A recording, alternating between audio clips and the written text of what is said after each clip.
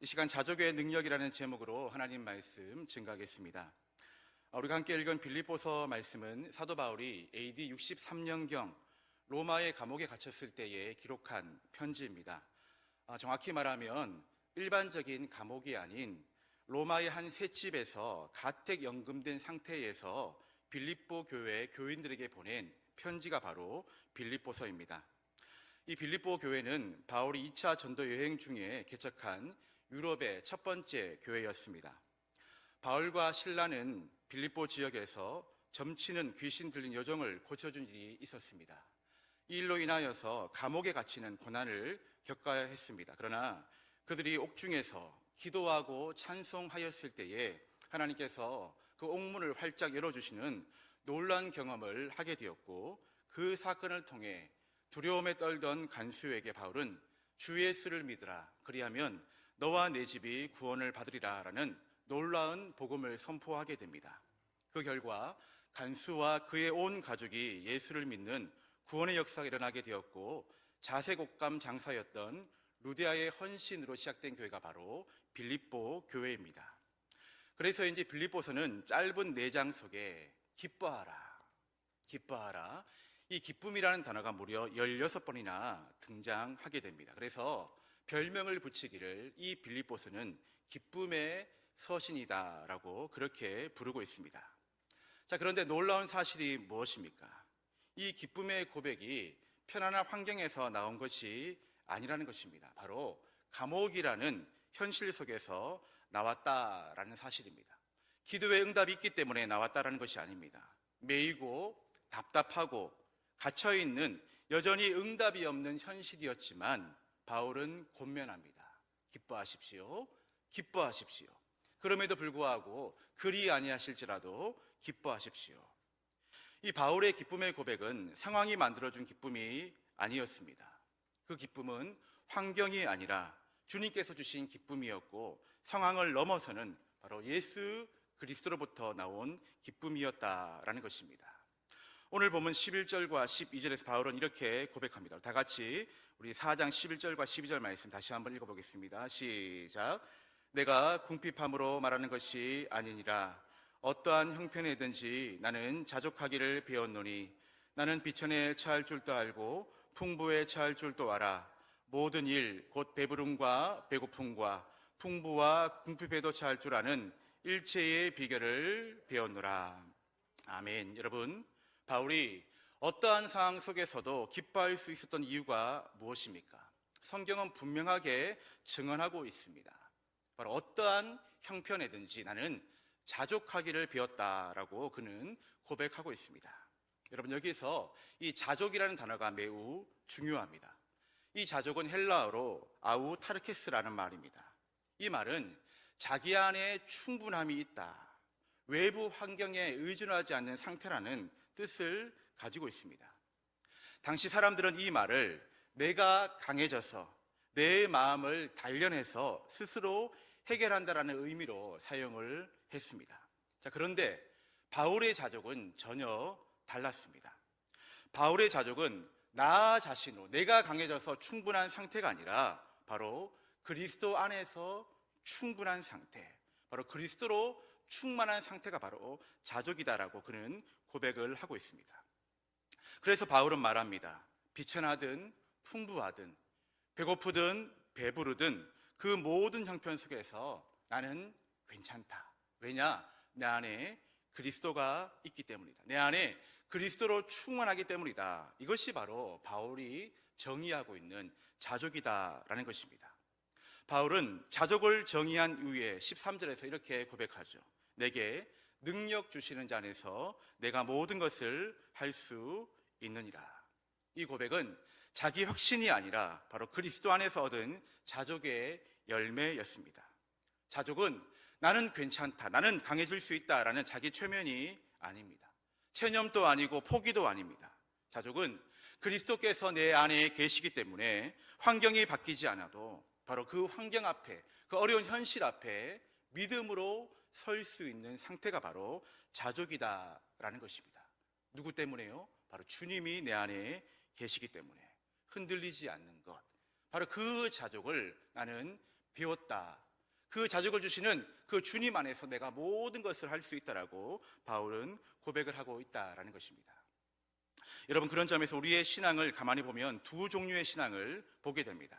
먼저는 온도계와 같은 신앙이 있습니다. 온도계와 같은 신앙은 상황이 좋으면 감사하고 하나님을 찬양합니다. 당연한 것이죠. 그러나 상황이 어려워지면 온도계와 같은 신앙은 금세 식어버립니다. 불평하고 원망합니다. 환경에 따라, 상황에 따라 오르락 내리락 하는 신앙이 바로 온도계와 같은 신앙입니다.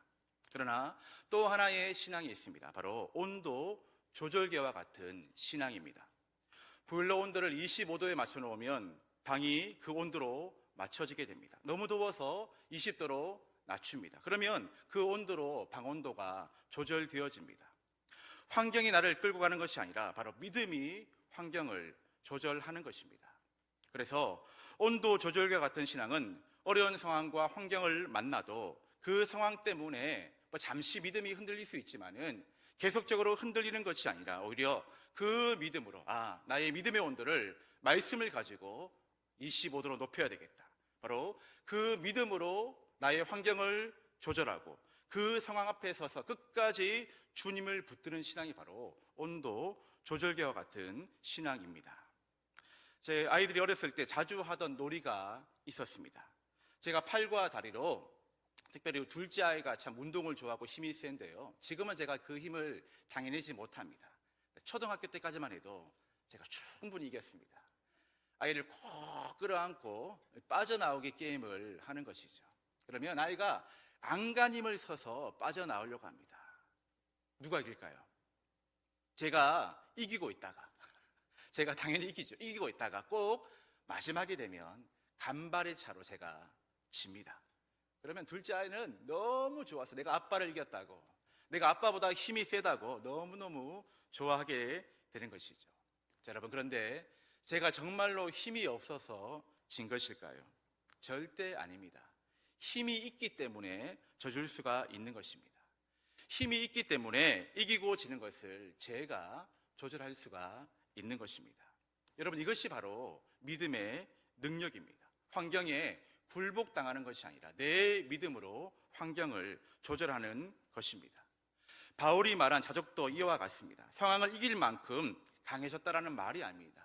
똑같이 우리와 약합니다. 하지만 내 안에 그리스도로 충만하기 때문에 그 주시는 그 주님의 능력으로 말미암아, 그 믿음으로 말미암아 환경과 그 상황을 조절할 수 있는 그 힘과 능력, 바로 그 자족을 내가 배웠다라고 바울은 고백하고 있는 것입니다. 그래서 바울의 고백을 이렇게 정의할 수가 있습니다. 어떠한 어려운 상황을 만나도 나는 믿음으로 설 수 있다. 믿음으로 상황을 조절하는 온도 조절과 같은 신앙을 나는 배웠다. 그 자족의 능력은 바로 주님께서 주셨다라고 바울이 고백을 하고 있다라는 것입니다. 제가 지방에서 청년부 사역을 하던 때가 있었습니다. 그 교회에 한 청년이 있었는데 그 청년의 인생은 한마디로 잘 풀리지 않는 그런 인생이었습니다. 직장도 마땅하지 않았습니다. 미래도 사귀는 여자친구도 없었습니다. 그런데 그 청년은 늘 밝게 웃는 청년이었고 무엇보다 하나님을 예배하는 일에 열심인 그런 청년이었습니다. 제가 사역을 마치고 교회에서 이제 서울로 돌아가기 위해서 기차역으로 걸어가고 있는데 그 청년을 길에서 만나게 되었습니다. 제가 물었습니다. 야, 아무개야, 어디 가니? 어디 가니? 제가 물었습니다. 그때 그 청년이 미소를 지으면서 제게 말했습니다. 전도사님, 지금 교회에 기도하러 갑니다. 어디 가니? 전도사님, 지금 교회에 기도하러 갑니다.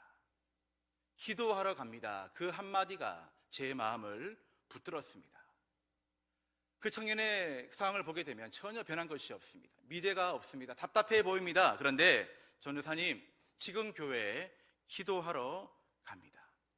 상황은 변하지 않았는데 그의 발걸음은 세상이 아니라 바로 교회로, 주님께로 향하고 있었던 것이었습니다. 그 청년은 지금 목사가 되어서 귀하게 대구에서 사역을 하고 있습니다. 주님만에 머무는 기도의 힘이 그의 인생을, 그의 상황을 조절해 주었다라는 것입니다. 사랑하는 성도 여러분, 오늘 우리가 말씀 전에 불렀던 찬송가 370장 주 안에 있는 나에게, 바로 이 찬양 속에서 우리는 자족의 비밀을 발견하게 됩니다. 한번 다 같이 펴보시죠. 370장 다시 한번 펴보시죠. 자, 어떻게 고백하고 있냐면, 주 안에 있는 나에게 딴 근심 있으랴, 십자가 밑에 나아가 내 짐을 풀었네. 밑줄 그으시기 바랍니다. 자족의 비밀입니다. 십자가 밑에 나아가 내 짐을 푸는 것. 두려움이 있을 수가 있습니다. 하지만 그 두려움이 변하여 무엇이 되었습니까? 내 기도 되었고 자족의 능력입니다. 전날에 한숨이 있을 수가 있어요. 어젯밤에도, 아니 이 시간 예배 자리에 나오기 전까지만 해도, 아니 여전히 이 순간에도 한숨 있는 우리의 인생입니다. 하지만 오늘 말씀을 듣다 보니, 이 찬양을 진심으로 고백하다 보니 전날의 한숨이 변하여 무엇이 되었습니까? 내 노래 되었네. 자족의 능력입니다. 내 주는 자비하셔서 어떻게 해요? 늘 함께 하시는 것을 믿는 것. 자족의 비밀입니다.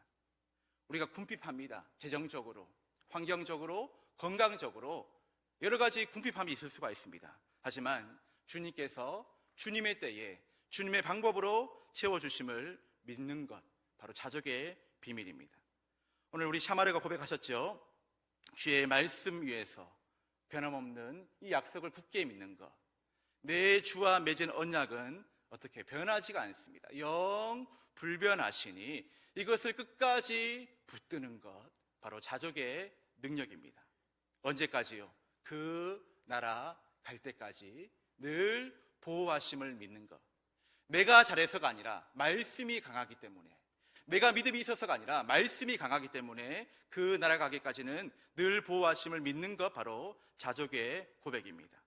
이 자족의 비밀을 깨닫고 발견한 자가 이렇게 주님을 찬양할 수가 있습니다. 주님을 찬송하면서 할렐루야 할렐루야, 내 앞길 멀고 험해도 어떻게 해요? 나 주님만 따라가리. 여러분, 이 고백은 절대로 환경이 좋아서 나온 고백이 아닙니다. 주님 안에 있는 자가, 자족의 능력을 깨닫고 배운 자가 드릴 수 있는 믿음의 고백인 것입니다. 그래서 오늘 저와 여러분의 기도의 제목은, 하나님, 이 문제가 없어지게 해주십시오. 하나님, 나의 기도에 응답해 주십시오가 아니라, 하나님, 어떠한 문제 앞에서도 흔들리지 않는 믿음을 주십시오. 자족할 수 있는 주님 믿음을 주십시오라는 이 기도가 되어야 할 줄 믿습니다.